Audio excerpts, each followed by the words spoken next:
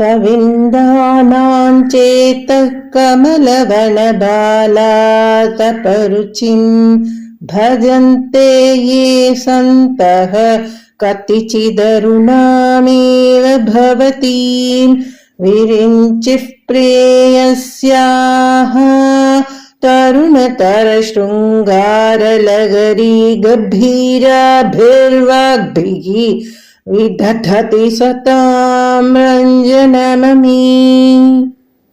கவிகளின் மனமாகிய தாமரை மலரை மலரச் செய்கின்ற இளஞ்சூரியனைப் போல் செந்நிற மேனி அழகை உடையவளே, உன்னை வணங்குபவர்களுக்கு காலத்தை கடந்த ஒரு பக்தி பரவச நிலை ஏற்பட்டு அதன் மூலம் சரஸ்வதியின் அருள் பெற்று தெய்வீக கவிகள் படைக்கும் திறமை பெற்று அதனால் மற்றவர்களையும் மகிழ்விக்கின்றனர்.